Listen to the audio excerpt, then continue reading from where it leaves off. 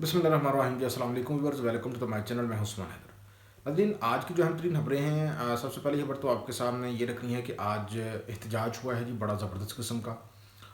ख़ास तौर पे पख्तूनख्वा में, पेशावर में बहुत ज़बरदस्त किस्म का एहतजाज हुआ है। यूँ कहें कि आवाम का एक समुंदर जो है वो सड़कों के ऊपर मौजूद था, और आवाम जो है वो पेशावर हाई कोर्ट के बाहर इकट्ठी हुई।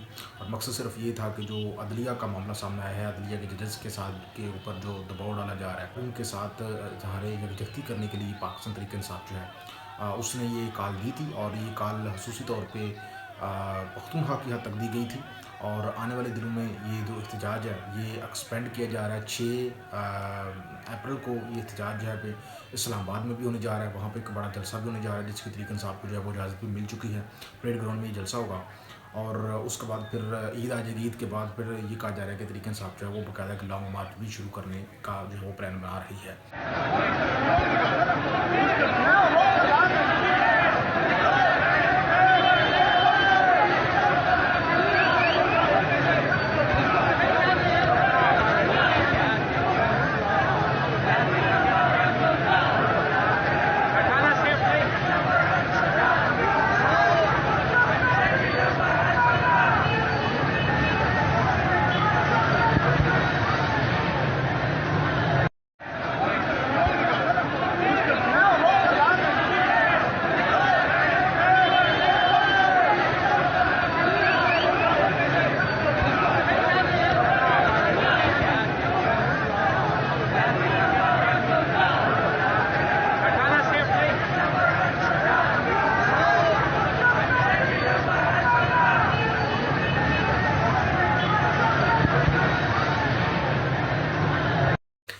और अदलिया की आज़ादी के लिए जो है वो वकला तहरीक की तरफ भी देख रही है। और वकला तहरीक का जो मोमेंटम है वो भी व्यूअर्स बनने जा रहा है।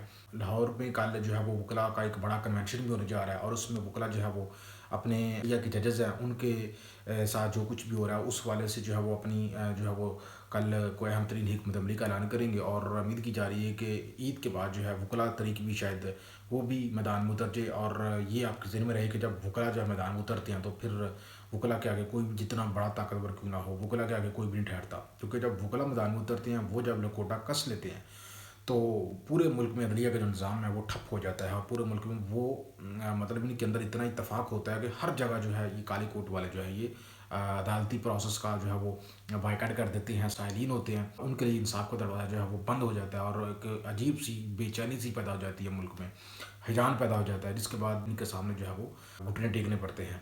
तरीक़न साहब तो काफ़ी अरसे से ये कोशिश कर रही है कि किसी न किसी तरीके से वकला पार्टी जो है उनको मुतहर्रिक किया जाए। और हाई कोर्ट बार एसोसिएशन जो है वो व्यूअर्स यूँ महसूस हो रहा है को सबसे पहले मुतहर्रिक होने जा रही है। इसके साथ साथ व्यूअर्स एक और खबर चल रही है, वो ये है कि क्या जो मौजूदा चीफ जस्टिस हैं इनकी टेन्योर में इजाफा किया जा रहा है।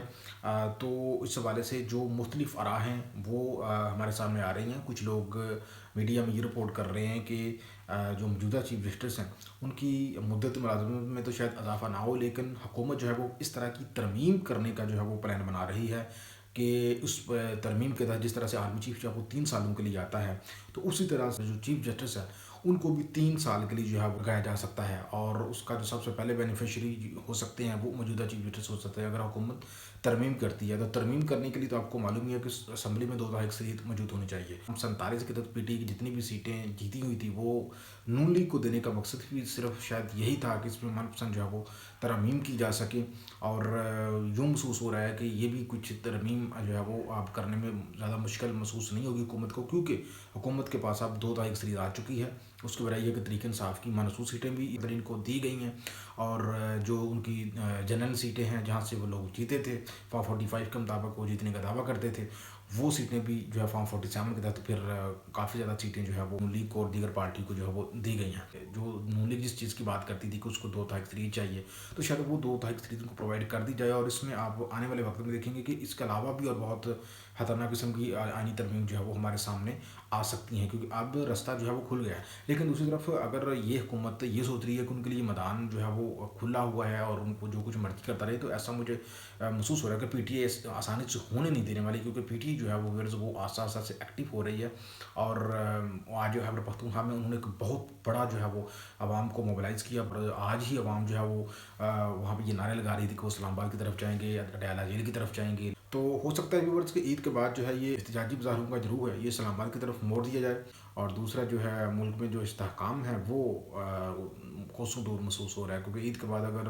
وکلا بھی اور پی ٹی اے بھی اگر میدان میں کود پڑتی ہے، احتجاجی مظاہرے شروع ہو جاتے ہیں، پاکستان تحریک انصاف بھی جو ہے وہ بھی اگر سڑکوں کے اوپر آ جاتی ہے، تو آگے جا کے حکومتی امور جو ہے ان کا چلنا بہت ٹھپ ہو جائے گا، اور جو حالات ہیں وہ جو کہ تو رہیں گے، اور پاکستان جو کہ پہلے اسٹرگل کر رہا ہے IMF کے قرض کے لیے، اور پہلے ہی جو ہے وہ معاشی طور پر ہم اتنے کمزور ہو چکے ہیں کہ ہمارا جو ہے پاؤں کے اوپر دوبارہ کھڑا ہونا انتہائی مشکل چیلنج ہوگا۔